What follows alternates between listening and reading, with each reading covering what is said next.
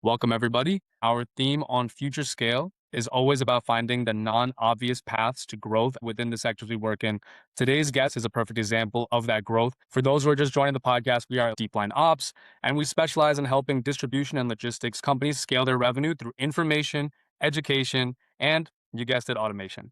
So if you want to learn how to take your distribution and logistics business to the next level, stick around. You're going to get a lot of educational insight. If you're interested in a free growth consultation, please drop us the word growth in the comments. We'll get back to you with a free integration plan showing you the solution, the tech stack, and the timeline necessary to see your results. Today, we are joined by Palita Sriratana, founder and CEO of Pink Salt Kitchens, a modern kitchen and food brand built around intentional hospitality, strong cultural identity, and operational discipline and excellence. What stood out to me from Palita's background is her ability to bridge brand experience with actual execution in the market. She has worked across entrepreneurship, people leadership, customer acquisition, revenue stream buildouts, and hands-on operations all around. And you can see that path very clearly. She's obsessed with building great systems that allow quality and culture to still shine. So that consistency is something that we're going to really explore during this episode. Polita, thank you for joining us. Thank you for having me. Wow, I think you just described my career trajectory way better than I ever could. I appreciate that. I appreciate that. I actually want to, I know we can maybe dig into your experiences a little bit during the questions, but I want to really get a bigger look at the brand you started, Pink Salt Kitchens. You didn't start it randomly. And looking at your background and the roles that you were held before launching it, I really want to know what your thought process was, deciding that this was the right market entry point for your business. Why did you feel like this is something that had to shift from an idea to something that you had to put into the world? For sure. So Pink Salt is the name of just like the parent brand. I mean, even that is like a whole separation thing. So Pink Salt was the original restaurant that was built in 2019. We closed just before the pandemic. I started doing pop-ups because I still had everything from the restaurant. It was, a means to make some money. And we did takeout, delivery, and eventually as bars and restaurants started opening again, I started doing collaborations with restaurant groups. And then in between, we had all this like incredible traction of people wanting to get merchandise or all this stuff. And I knew back when I had a food blog when I was younger that I wanted to do something that I could like sell, whether it actually originally was supposed to be a pink salt. And then it eventually became this sauce that became really popular on one of my menus and people just like kept asking for it. At first I would make a big batch and it was just like a send home gift. And then eventually people started asking for it for like the holidays. And then of course I had, the first 36 jars I decided to just sell right before Thanksgiving. And then it just took off from there. So since then it's just been scaling and figuring it out and then almost kind of going through the process backwards because I didn't really know what my end goal was. So yeah. That makes sense. So basically, you're saying that you launched it as a pop up. The traction kind of showed you that this was the way to go. And then you just decided to put your all into it. I guess what I would like to ask based off of that is with a brand, especially one that hits so home culturally, how do you scale up the operations or how did you basically scale up into a real like full business while maintaining your brand integrity basically and your brand experience? Okay. So how did I scale up? You get an opportunity and you just go for it. I think for me, I worked on many projects before. And one thing I learned is just starting. You don't really know. You need that MVP, that minimum viable product. And for me, it was literally put sauce into jar. Google, is that safe? So, like literally it was that. It was like, Yeah. is this safe? And then the science background part of me, as we talked about this offline, that I am formerly a research scientist. So I naturally was like, well, I got to check the pH, got to do all this stuff. So minimum viable product. Luckily, I was able to tap into that background and then put it into jar and literally just made 36. 2 days. And I like chose this arbitrary launch date because I was like, this is the key time before Thanksgiving. And then I just remember crying 2 nights before saying these jar lids aren't staying closed. And stayed up Oh, all night and like asked around. I was like, how do you can pickles? Like, how did you keep that lid down? Like all this stuff. And it's just so interesting what you can do once you're like put in a high pressure. I mean, the pressure was on myself. Once you kind of like create a deadline for yourself and like you'll be surprised what you can accomplish. And then with the scale side, I sold it. I think a lot of people connected to the originality of how I wanted to position it. I make Numprik Pao. It's a Thai style roasted chili jam. It's not quite a crisp. It's different that it's tangy and sweet. And just what I've been told by many people is that it's undeniably good. And I just think that's really special. And I really have that commitment to a really good product. And within the first year, I had Foxtrot asking, well, first of all, I won one of Foxtrot's categories. So before they went bankrupt. So they asked me to supply 36 of their stores. And at that point, I was hand making it by myself, just in between events. And literally 3 weeks, I posted on Instagram, hey, I need hands. We're going to figure this out. And so in 3 weeks, I hired a consultant. I brought on 3 people on board. We hand jarred everything. So we're able to scale from, at that point, 72 to 96 jars per run to about 412 per run by hand. You just do it. You'll be surprised. Like if someone was going to offer you $1 million tomorrow, if you jump this hurdle, wouldn't you do To it. everything in your power to just like, you know what, we're going to figure it out. There just isn't another option. Yeah. Yeah. Thank you for sharing that. I see kind of what you're saying, and I think we're on the same page. Marketing and sales first, Yeah. then the rest of the back end kind of gets figured out. So I definitely agree with you. And that Foxtrot Award was in 2023. Yes. I also just want to mention, I just had a baby last summer and I Wow, don't remember congratulations. anything. So I'm like, yeah, was it 2023? I think they announced it like December of 2023 and then they hit shelves like January 4th. Wow. 2024. So that's why like the years are like a little confusing for me. But yeah, so we expanded onto Foxtrot's at the time, I think 34, 35 stores. And then they merged with Dom's Market here in Chicago, right in the midst of Mm, that. And that here is this massive specialty grocery store that's from the Mariano's family. If anyone is listening is from the Midwest. And then scaled up, met the demand. It was obviously great press. We got into Fast Company and just kind of started building momentum to the infamous Foxtrot closed down within 24 hours of their announcement. Like people showed up to work, weren't even let in, they were done. And then that I could tell I've talked on many podcasts of like what happened after that. But I think after that, my capacity to scale from 36 stores to adding like 35 to 37 more stores within a month made me realize like, one, I can do it. And two, now I have all this product that I need to get somewhere else where we're mhm. scaled. I made this like investment to be able to tolerate this demand and people picked up on the story. And I think I spoke out about what happened and I always try to position, even if something not so great happened, to make light of it somehow. This was kind of like my turning point. Like there have been many turning points in my career, but I didn't come all this way to let Foxtrot's bankruptcy take me down with it. And I was just like, well, this is an opportunity to bring on 36 better accounts, people that are willing to support me. So it was a very, very interesting time, but I'm really glad I handled it the way that I did. I really like that. And I think that really speaks to bringing authenticity to the brand image whenever anyone can. And then by doing that for your story, you ended up getting even more support and traction Yeah. Yeah. and proving to yourself that you can do it and then doing it again and again and again and knowing, I mean, also the having inventory to liquidate. I get that. That's also a pretty big, like having a It system that sounds runs, good. it's going to put your foot on the gas for sure. I do like that you also mentioned you hired a consultant and then 3 workers as well to kind of build out the infrastructure of your company. Can I ask you now, as a founder, over these last maybe like, I guess like about 2 years now, or 2.5 years, uh, you probably had to shift your role as a founder somewhat significantly, but I guess I want to know what was the hardest transition for you personally as this company has shifted and pivoted? Was it more, letting go of execution, trusting the systems you had in place, or learning how to manage people, or just kind of walk me through that? What did that growth look like for you personally? I personally actually love managing people as a chef when I had my restaurant. Mm, Not everybody knows how to make Thai food. So, I'd have some stages with me and I always tell them, I can teach you anything, but I cannot teach you to be curious. So that's the first thing I look for in someone that I hire.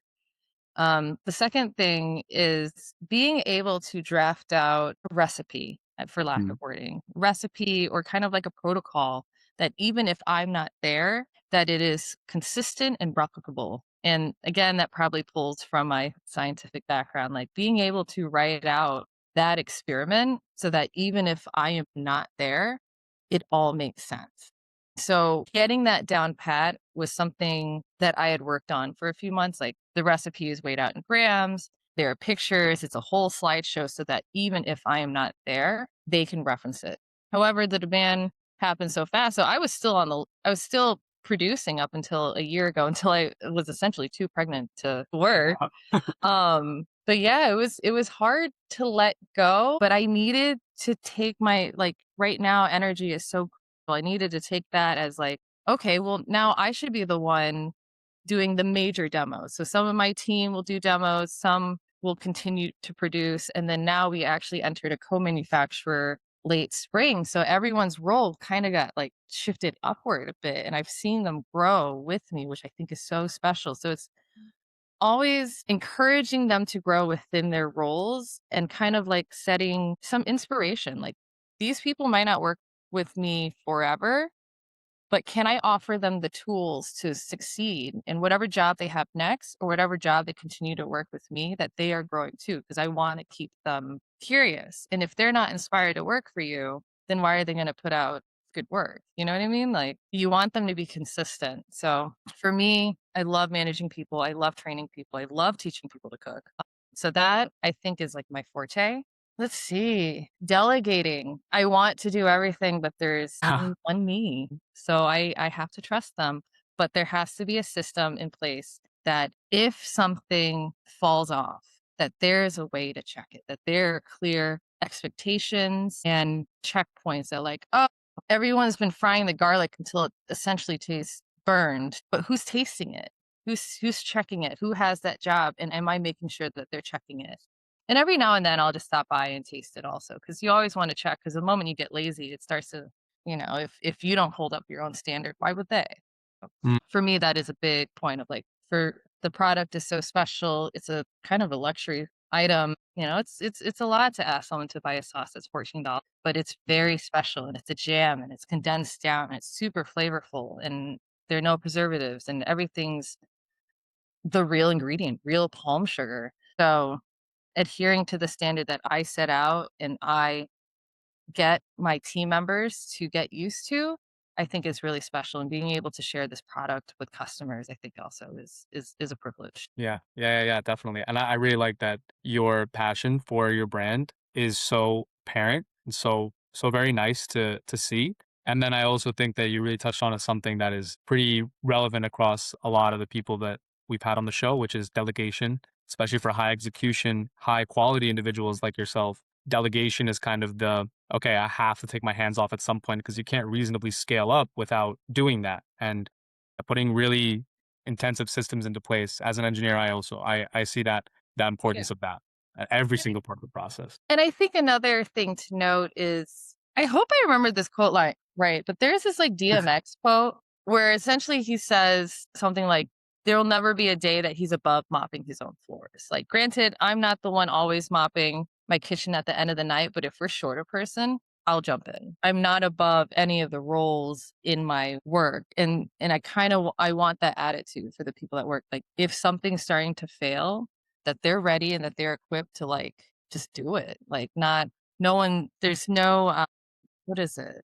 There's like no less ego, you know. Y- Yes, you should delegate. Yes, you should do like higher value things, but also being willing to step in and do the hard work. Like no matter where I'm at in my career, I'll still come in and fix what's broken. yeah, definitely. And like as a successful leader, maintaining that authenticity and humbleness that you just talked about, it's really commendable. And I think that that is really what makes people on your team believe in you too. And I'm sure that's a big part of it. Just knowing when to step in and help out your team, not necessarily saying it's your guys' job, hands off, no matter what I set up the systems. I think that's a really great mentality to have. So I guess my next question based off of that now is because we were talking kind of about the stoppers to growth and needing to take your hands off, and also knowing when to go back in right now for your company, for Pink Salt. If you looked at it more, so less as a brand, right? But more as like the machine, let's talk about like the systems in it. What today is straining it the most? There's a lot of things to talk about here. Obviously, you can go through a bunch. There's customer acquisition, B2B acquisition for brick and mortar stores. I don't know if you guys are in e-commerce, hiring, training, margin, supply chain, like just even decision velocity. But what do you see in your systems as the current bottleneck for your next level of growth to give people kind of a sense of, different business owners at different revenue levels? Oh, man. That's kind of a loaded question for where I'm at in my business. Like I said probably 3 times already on this podcast. I set out to make a product, put it in a glass jar. I didn't think beyond that. So my big bottleneck is the product's expensive. It's in a glass jar. Already the nature of a sauce product is that, you buy a sauce and you keep it for like 4 to 6 months. Granted, the customers of Napa Cow tend to go through the sauce quite quickly, and I'm quite impressed. But what that means for when I enter mass retail is being able to just evolve the product. And to be honest, it's evolving beyond what I had envisioned. The first thing they say to do when you create a product is to understand where your end goal is and where your exit is. Hmm. And so for me, I only thought I was going to be on specialty retail. And as bigger grocery stores and chains are reaching out to me that they want to carry the product, I know that the product with the packaging how it is can't quite compete with the other sauces in the in the condiment aisle, because the key products that sell, like for example, Whole Foods or Mariano's or Jewel, or I don't even know what's on the West Coast. Oh, Sprouts. The price point that sells the most is about 8.50 a jar. So it's like now for me to enter to tap into this, I have to kind of evolve the brand to maybe offer 3 new SKUs, which we are working on, to offer a price point that can meet customers where they're at. So it's just kind of like, am I bottlenecking myself from this growth, or do I want to stay in this area that has performed really well for me, or do I tackle on both? And how do I like connect it as a whole overarching brand? I'm sorry, did that even answer your question? That it did, and I think it's really fair. Kind of if I'm hearing it correctly, it's kind of just like you have something that's working, and you're looking at just the bottleneck is just the decision to make on Yeah. where to go now. Whether it's more SKUs, whether it's more SKUs even in specialty markets or in larger markets so that you can meet the customer's price points, or possibly just scaling up in the vertical that you already have, right? So that's kind of the main part. And I mean, I know you're kind of in the middle of making this decision, but what would drive your decision towards a certain avenue? Like, what are the metrics that you're looking at for that? So let's say I produce a product that's at $8.50 a jar to the customer. That's essentially making a sauce that is cheaper, but how do I make that without sacrificing ingredients and quality and being able to appeal to the customer that might not be familiar with Thai food? Right now, the product is really lovely. They might follow me because I'm a chef, or that they've seen me on Chopped, or whatever TV appearance the product or I have done. It's like they know the product and they seek it. But if they're not familiar, it's hard to get the jar into their hands. Yeah. So what that means is I might have to pivot the brand a little bit to be able to offer it to them. And then it also kind of changes the structure. So now I'll be moving just a lot more volume to make up for that slimmer profit margin, which is like a whole new beast in itself. And so how do I create the secondary brand that has mass appeal without diluting myself, and essentially taking my brand from being chef driven, which I don't love that. I don't love those 2 words together, but it's a big thing that I think about. How do I take my brand from being chef driven to chef led? How do I let the brand grow beyond me? And so that's kind of like this growing pain that I'm going through right now. And especially with having a baby the last 6 months and not being able to be as hands on in my business, my team is wonderful. It's given me some time to reflect. And so in the new year, there's some tricks up our sleeve, and some things that we've been just working on, exciting, playing with new sauces and kind of seeing this pivot come into fruition. Yeah, that's actually really, really exciting. And I think I mean, like, again, just to recap. So, from my understanding, after the actual decision itself, right, whether to like market to expand into, then your biggest thing is to how to expand the customer base as well to build up the knowledge of your brand and the Mm. trust in your brand story to a wider audience. I mean, really, it's like this is like a marketing problem to solve, right? Would you agree with that? Okay, yeah, cool. It's a whole new go-to-market strategy. I went from just Yeah. the product in Chicago that's a if you know, you know type of thing. It was like, I'm very fortunate that my friends are so lovely and they're chefs at really wonderful restaurants and just have just so much talent that it was all organic. They posted, "Hey, I made this dish," or it ended up on that restaurant's menu or X, Y, and Z. Like, it was just all very organic. I don't have any paid PR or anything like that so far, but when we start to enter, like, a larger grocery Yeah. store, that's not gonna be enough to sell the units we need to be profitable, and so it's a Yeah. total shift. Yeah, yeah, definitely understand, like, the volume game. I mean, like, really, really slight, and I might not include this in the podcast. I know it's about Yeah. you, but just to share, like, background, some other parts of our business also deal with e-commerce, and I know slim margins, high volume, it's a lot of logistics to take care of. There's Oh, yeah. so much on the accounts receivable side from us too, like, trying to manage all these different payments and making sure that we're checking seasonality, we're checking, like, returns, like, percentage, even just, like, follow-ups with the customer experience after they receive the product, like, So so much, much. and it's an ultra competitive market. For Yeah, sure. But one thing stays the same. Because it's an ultra competitive and saturated market, people aren't just buying a sauce from the store anymore. yeah, Consumers are so much smarter than that. They are buying something with the story and something that resonates with them. Like, they might not know me yet, but something about this jar feels strong and exciting. And when they host, they're sharing something special with their friends, and it's a new flavor and it's bold. It's like still translating that same original organic message, but in a new way. yeah, yeah, yeah, definitely, definitely. I actually I really wanna ask you, and I know that you said it's got some stuff behind the doors, but, I mean, the whole point of this podcast is to kind of help people see into the minds of very ambitious, successful people like yourself. So, would you be able to share with us maybe just 1 or 2, like, what are the new marketing strategies that you're looking at in 2026 for your brand?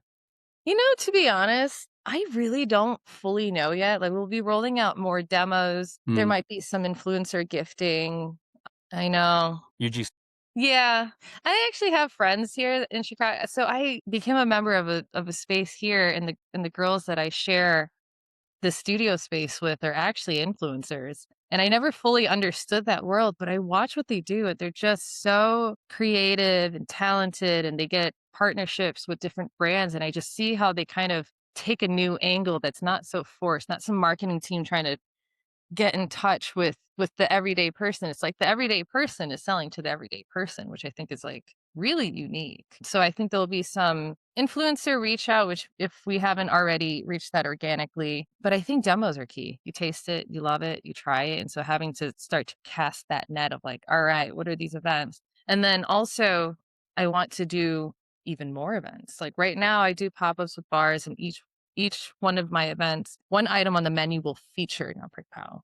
So every time someone takes a picture of the event or the menu, that name gets carried along, to the point that it was actually a trending word for one of the food data collecting websites. Like, Numprik Pow is trending. I was like, I'm the only one that makes it in the US. So that probably has to be me. Like, it has to be, because I know that I'm the only one making it to this scale within North America. But yeah, the shift for 2026 is still something I'm working out, because, chef driven to chef led is a very, very big jump. And it's not something, put one foot forward, one step in front of the other. Yes, I believe in that. But this is a big jump that it's like, if you're going to do it, you got to do it all the way. Like, keeping one foot in and one foot out isn't also going to work for you either. Yeah, yeah, definitely. I mean, this actually kind of goes into the next question that I have here is that, like, because knowing what you know now, there's Mhm. so much that I think you can't have the same approach as when you started the business. Obviously, that's what you kind of just said here. It's like, Yeah. so if you knew everything you knew now, what would you have changed about the initial build out of your brand? Would you change anything actually? For me personally, I would not. I think I tend to just take the long route to learn things, but I think that's what makes my career trajectory so unique and so original. And at this point, I own it. In my 10 years ago, I was just like, man, my resume looks like someone who doesn't know what they want to do yet.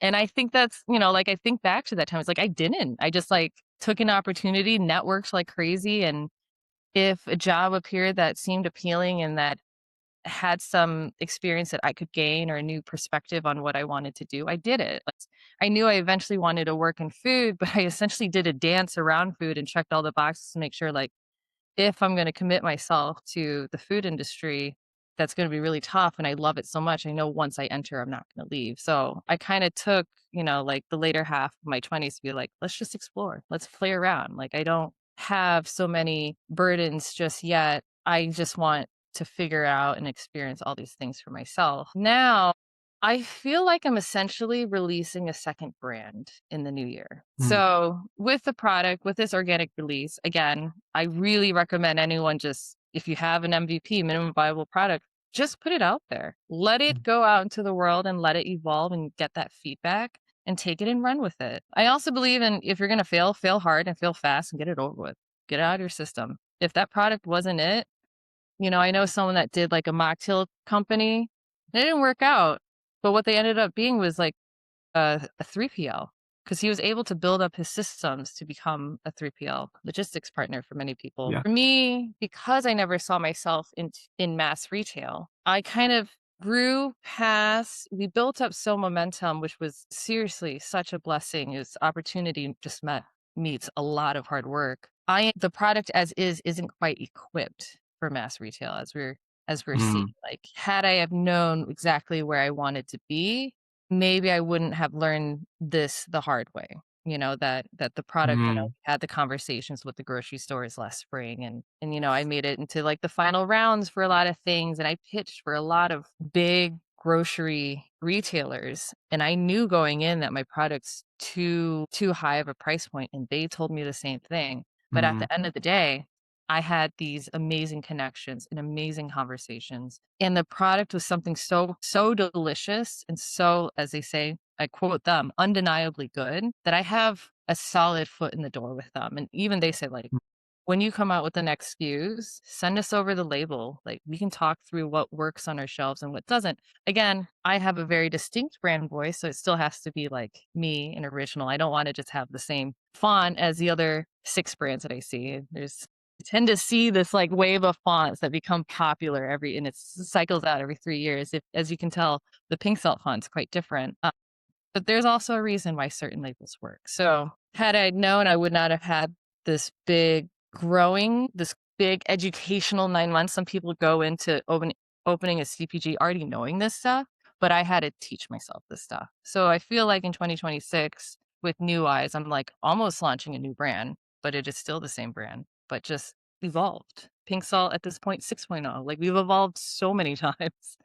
But yeah, for me, I would do it all over again. I've just learned so much, learned so many people, met so many people along the way, and I think that really resonates with the community. yeah. No, definitely. And I really like how you said it too, where experience is maybe a better teacher than just knowing out the gate. Maybe that experience helps us to internalize things and go through the journey at the pace that is meant for us. And I really like that. I really like that. Yeah, at the pace that's meant for us. I think that's the best way to put it. Amazing. All right. I think just two more questions for you. And these are going to be a little bit more, this one's going to be a little more future scale oriented. Ooh, okay. In the next, let's say, because I know we talked about, like maybe this next year, but let's say like a little bit even longer, like 12, 18 months, 2 years. What are the metrics that you're focused on business wise for your expansion? Like, is it, as I know you're talking about mass retail. So is it just a metric of like how many mass retail stores can we get into? Is it more, okay, specialty markets too? We're still tackling that. Like, what is it stores? Is it, there's just so many metrics I could talk about right now. So I'm not going to list them all out. But like for you, what are you really focused on when it comes to what you would see as successful for your business? For me, I think it's wonderful to get into a lot of store doors, but that's like not even half the battle. The Mm, main battle is ensuring product velocity. I want to be the top performer in the category that I'm in. mm, Specialty condiments or we international condiments, but I have a whole thing with that, like German mustard still goes in the American condiment section. Like, there is a discrepancy of how we view that. But for marketing standards, the terminology that they use is international condiments. I want to be a top performer of that. Getting into stores is great, but if your product does not move at that store at the end of the year or the end of that year for that category, you might get edited out. And when the product doesn't sell, you get charged back from the distributor. So just getting on the shelf sounds exciting and fancy, but if you're not selling, it is actually really detrimental. So that's for me. For the capital that I have, I'm still self-funded. Why I chose to roll out slowly, because every time I roll out into a new store, a new specialty store, I either try to offer recipes specific to that restaurant or demo or feature their own social. So it's like everything has a very hands-on touch. But once you hit a larger store, it's just going to be harder to prove product velocity. So that to me is like the next goal for the next 3 years to just make sure that we still continue to be a top. Yeah, yeah, definitely, definitely. And I see what you're saying there because it's like it is about maintaining quality and putting it on the shelves, but then it's also about again, we talked about the marketing aspect, like making sure that your brand is the top of consumers' minds, especially because you have such a specific niche market. So yeah, definitely, definitely, I see what you're saying there. And that's also where you see I think a lot of CPG brands fail Hmm. between their 2nd and 3rd year, and it's Hmm. essentially during this jump where they start to expand so much, but if they get so excited because the store picked them up, but it didn't sell, and then they get crushed in the chargebacks, you sell to, um, let's make one up, Costco. You sell to Costco for $5 a unit, it doesn't come off the shelf. Costco will turn around and say like, "You know what? You pay the $5. We're not losing money on you." You could go back and you have to buy all that product back. That definitely is true. I mean, yeah, I mean, it doesn't matter if you get it in front of people if they're not going to choose it. That makes a lot of sense. But it sounds exciting. I get it. Yeah, yeah, yeah. But I think you have a really good sense of the next 3 steps, not just the next step. So I think that's really commendable that, you're thinking so far ahead. Maybe that does come with the STEM background. You're thinking in like, long term, making sure every duck is in a row. Yeah. I Yeah. think I tend to be a bit more patient, but sometimes when things are moving, when the irons are hot, you do have to move forward too. So it is a balance. Yeah, definitely, definitely. You can't know all the information before you make a Exactly. decision. Very And true. also, if you knew all the information before you made a decision, you made a decision too late. And when we Yeah. say, and also with opening a restaurant, if you're perfectly ready to open your restaurant, you open too late. Hmm.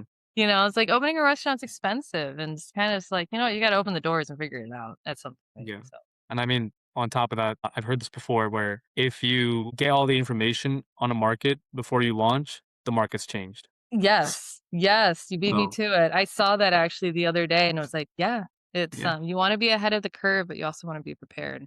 It is a push and pull. Yeah, definitely, definitely. I have one last question for you, and this one is more just on your own entrepreneurship journey.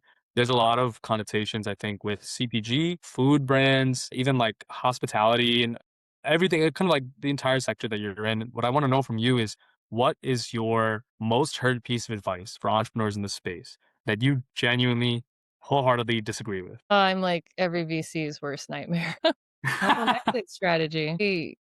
Really struggle with that one. Yes, have an exit strategy, sure, but, like, my brand's my initials. Like, I wanna be involved all the time. You're starting to see this wave of women founders actually buying back their companies because they didn't like what private Wow. equity did. Like, they might have ran it into a way that didn't reflect the brand that they started, and so a lot of these women I just know in specific to women founders that women founders are buying back their old brands. I understand why to have an exit strategy. It's almost like creating that operating manual. It's like it needs to be able to operate without you because otherwise you're never going to get a day of rest if that makes sense. Like Yeah. you're always going to be reactive to what's going on as opposed to being ahead of it. But for me, I wanna be involved with this brand for as long as I can be, for as long as I can work. It's so special to me. I mean, I wanna build eventually like a cafe that has all of the sauces displayed, and I want people to come and experience it and highlight Thai food in a way that people haven't seen before. There's just like so much to share, and it's just to me, the work I've created is the work that I've always wanted to do.